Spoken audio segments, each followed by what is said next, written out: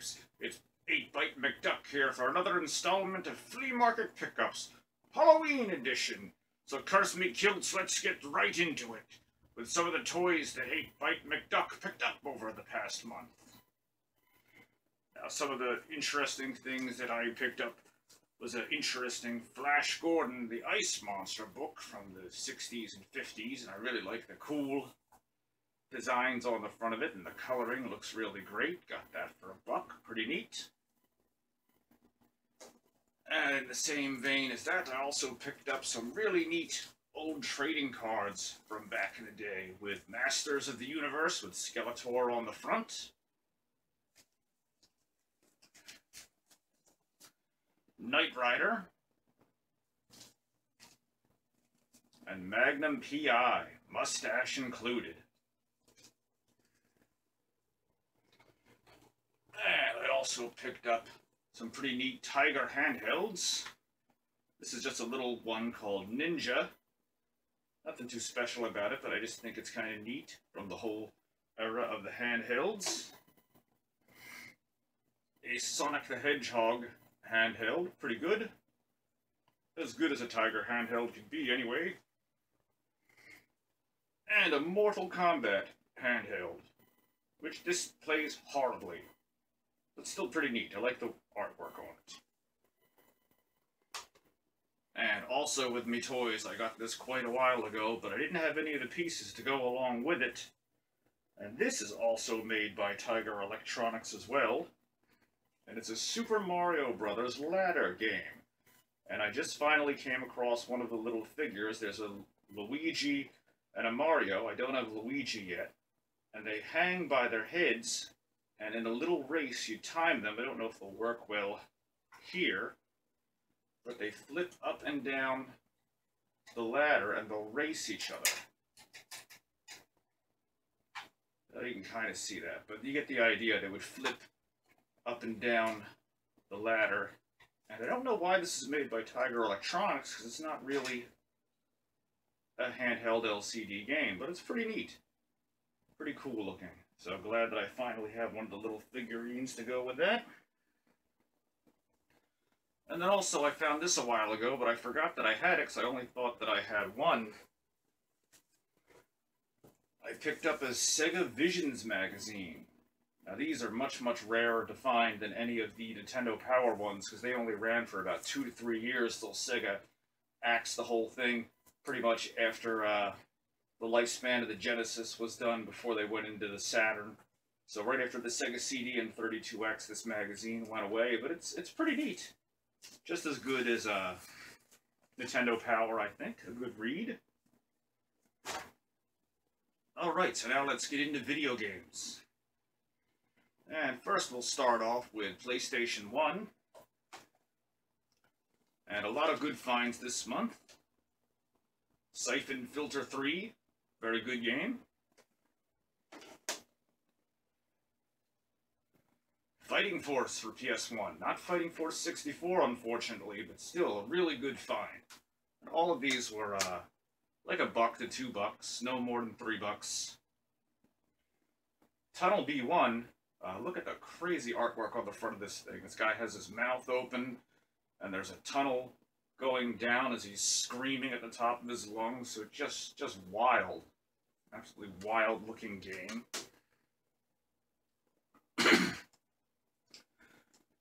Rampage World Tour for the PS1. Great game. Spawn. Looks fun, can't wait to play that. And Time Crisis. Unfortunately, I don't have a CRT to play any of these, an old TV to play any of the light gun games on at the moment, but can't wait till I finally have room for one. And Theme Park for the PlayStation, which is really fun. I just downloaded a copy of Roller Coaster Tycoon from GOG.com, which is one of my favorite games growing up. And so that's what inspired me to pick this up. But this is not nearly as fun as the Roller Coaster Tycoon game for PC. I really highly recommend that. Alright, now let's take a look at some of the Sega games that I picked up over the month.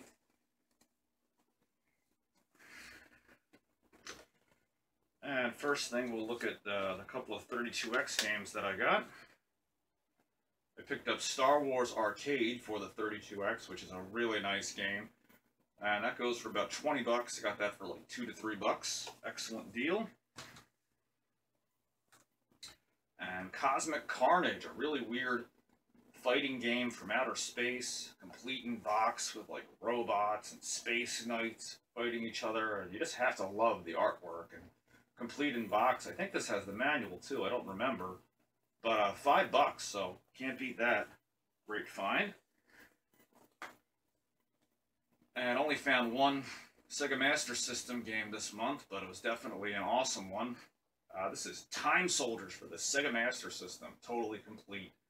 And how do you not love all of this great artwork on here with a big purple T-Rex and a tank and these two guys firing shoulder-mounted bazookas and rocket launchers? I mean, and it's called Time Soldiers. Come on, this is awesome. This is all what late 80s and early 90s games were about. You know, you wouldn't have like Super C or you know, Contra for the Super Nintendo without games like this, just with insane blow 'em up action. So that was too good to pass up on. And then for the Sega Genesis, nothing too special. Picked up for, I think, a buck or two. Where in the World is Carmen Sandiego? Not exciting, but kind of uncommon. And if you have the Atlas and everything with this, this goes for a lot of money. If you have all the other materials that came with, like a detective sheet and a World Atlas and stuff like that, so pretty neat. And then most of these I paid $2 for. This is Light Crusader for the Sega Genesis, pretty uncommon. And I think that's like a $10, $15 game, so it's maybe worth like $8 in its current condition because the label's a little beat up, but pretty cool. I think it's either a hack and slash or RPG. I don't really know off the top of my head because I rarely get a chance to play many of the games that I actually get. I'm lucky if I can play through half of them when I find them. Mighty Morphin Power Rangers, which is an awesome game. I remember this on the Super Nintendo. It was equally as good on the Sega Genesis.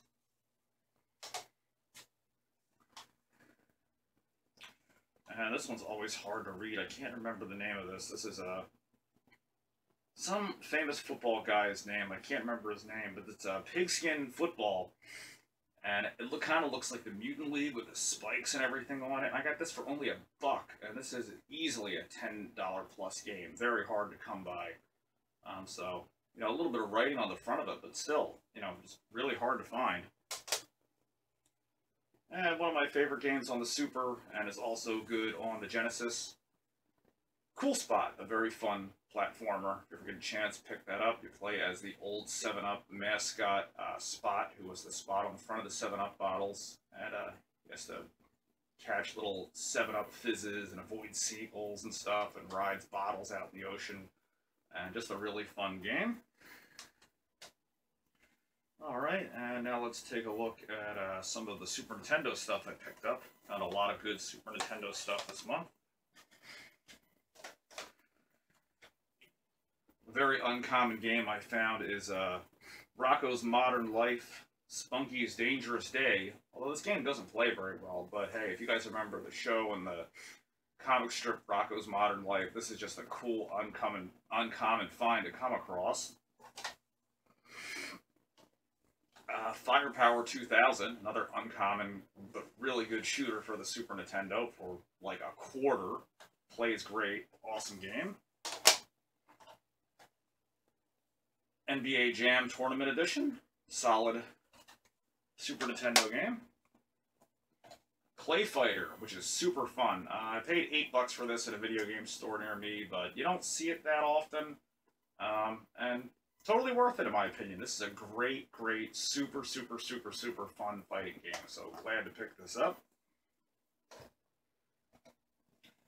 And this I just picked up recently, one of the rarest games that I picked up for the Super Nintendo in a long time. This is Tecmo's Secret of the Stars, a fantasy RPG made by Tecmo. This is a very rare game. I believe it was mainly a rental-only exclusive at Blockbuster, so there's not a lot of these made.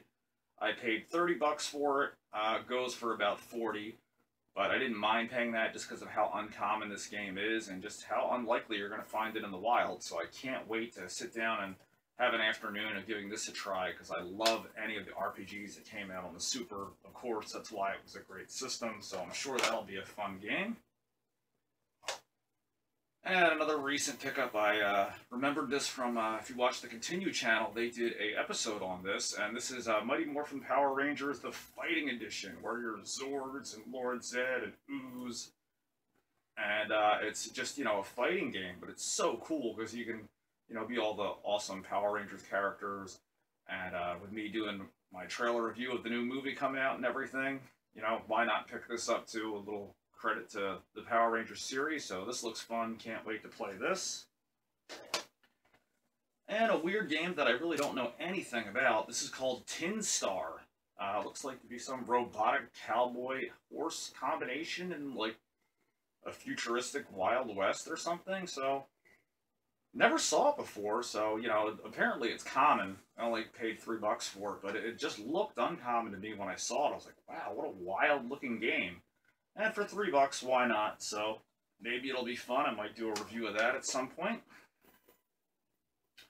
Alright, and now let's see. I got some other different loose games. These were a couple that I picked up here. This is one I picked up for the Wii, Metroid Prime 3 Corruption. Not very uncommon, but only $1, disc only, so good find there. And then we have Virtua Cop for the Sega Saturn. Good find for, I think, like $2, $3. No more than like $2 to $3. Mortal Kombat 2, also for the Sega Saturn, like $3 to $4. No more than $5, I don't think. Good find. $20 game, even loose, believe it or not. And then I found a bunch of great Dreamcast stuff for only $2 a piece. I got Hydro Thunder. This was loose, disc only. 18-wheeler, All-American Trucker. I don't think that's a very good game, but whatever. Kind of rare, so I picked it up.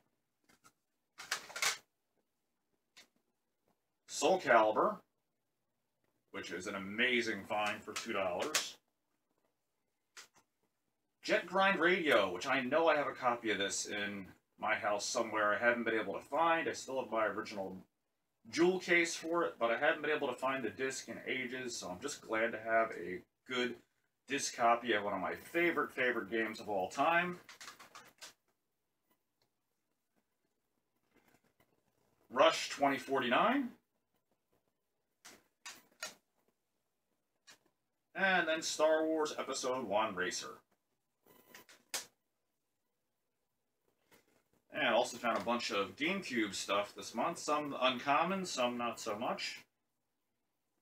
Lego Star Wars, the video game. Looks like fun. I'm not a huge fan of the Lego series, but seeing them with their take on Star Wars should be pretty fun. A pretty uncommon game, Evolution Worlds for the GameCube.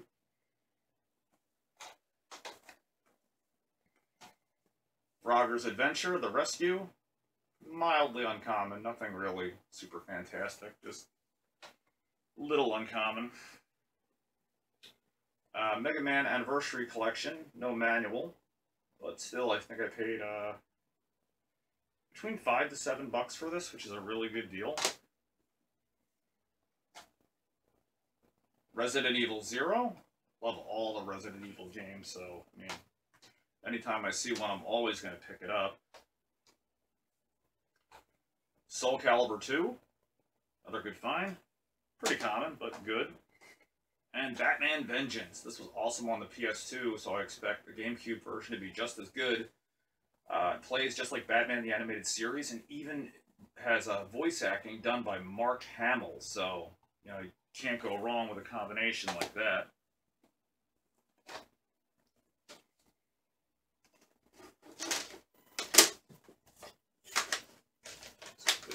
Space here. All right. And of course, there wouldn't be a month that would go by without me finding some Atari. So I always find some cool stuff. And a lot of this is stuff that I got from, I actual video game stores. Most of this, I think only one of these is from a flea market, because the more uncommon stuff I'm collecting for now is really, really hard to find. But still, these are all about 25 to 50% less what price charting and eBay goes for. So I'm still getting them at a good enough price to where it's reasonable. This is Subscan, the Sega title for the 2600. And it's pretty fun, simple, but a fun game. Might do a review of that at some point. Gyrus, a game that I've been wanting for a while for the 2600. This game is now going for like 60 bucks, and at a video game store near me, I only paid 15, so that is a hell of a discount. So that's why sometimes I get these at video game stores, because if I can find them cheap enough, then, you know, if they're only going to keep escalating on eBay, then yeah, 15 bucks is a steal. This was my only flea market find, I believe, for Atari. Kung Fu Master, which is a fantastic game. The predecessor, or at least the Atari 2600 version of Kung Fu for the Atari. Kung Fu for the NES. And it plays great for a 2600 game. So advanced for its time, and a lot of fun. Totally recommend that if you have an Atari. Survival Run. It's a Milton Bradley released game. They didn't do a lot of these, so they're pretty rare. This is actually a really fun space shooter. And then a couple more for my Atari 7800. I picked up Karateka, which is just a terrible game. So friggin' hard, but whatever. Adding to my collection. And one I haven't gotten a chance to play yet, but I know is an all-time classic, which is Choplifter. And this is slightly uncommon, because any of the ones that you see for the 7800 that have colored labels, they're always a little more rare, but nothing valuable. I mean, it's worth like $2 to $3. And then I also found a couple of Game Boy games. I'll go into those first. Bugs Bunny Crazy Castle 2. Nothing special, but I got it for like $1.50, so can't beat that for $1.50. And a very fun game for the Game Boy, got for $5, DuckTales. So this plays almost just like the NES original, and is a lot of fun. And maybe a little bit ironic. Alright, now last but not least here, or almost last but not least, let's get into Nintendo. Found a couple of cool boxed games here, and pardon the pun, but literally, and found Kid Cool, complete in box. And I don't know why this game comes across as being common. In the past year, I had yet to see one copy of this at a convention, at a video game store, anywhere, and yet it's considered a common NES title. To me, that does not make any sense. This game's really neat and kind of fun, but the controls and the configuration of how to play it is just bad, so I do not recommend this. Paid, I think like 10 or 15 bucks. No more than 15 bucks for it, so not bad for a complete in-box game. And then this I paid, I believe, 30 for, but well worth it. This is an AVE title and very, very rare. This is Deathbots for the NES, where you play as this cyborg. You can tell they're kind of ripping off like Terminator 2 with the face on the front and everything.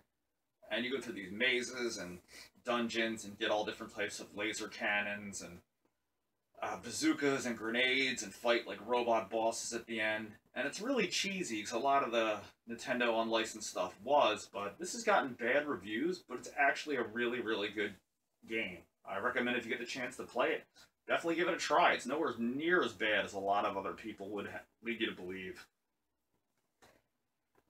And found an absolute ton of NES stuff. Let's start into that here. Filler that I didn't have. Double Dragon 2, The Revenge. Paid a couple of bucks for that. Zanak, another shoot 'em up. This game is hard as living hell. It's kind of good, I guess, but it really sucks because it's just so insanely fucking hard. Alpha Mission, another shooter. Pretty hard, but I mean, not too overly stressful. But a lot of the NES shooters were ridiculously hard, so there's very few that you can pop in and play, and they're just actually fun. Cyberball, an uncommon game, like robot futuristic football, pretty cool.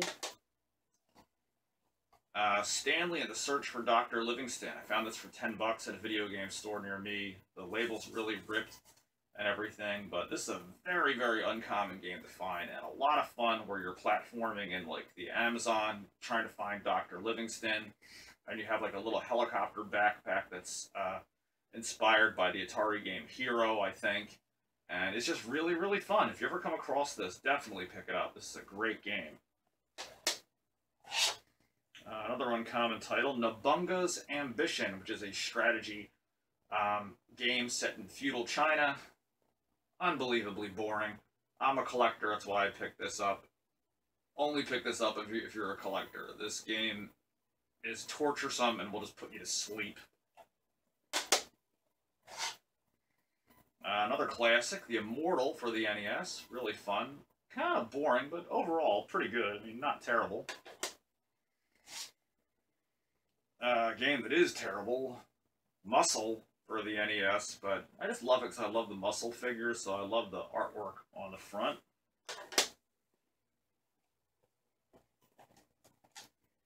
And then a bunch of uncommons that I just picked up over the past couple of weeks here.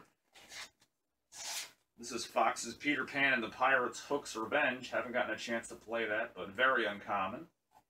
Cool find. The first Star Wars for the NES, also uncommon.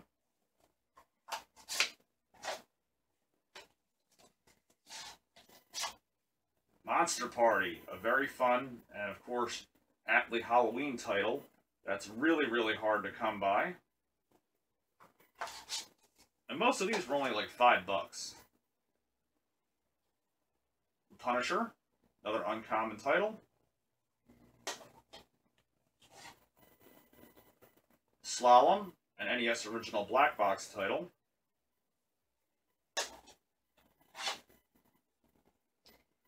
Milon's Secret Castle, pretty common.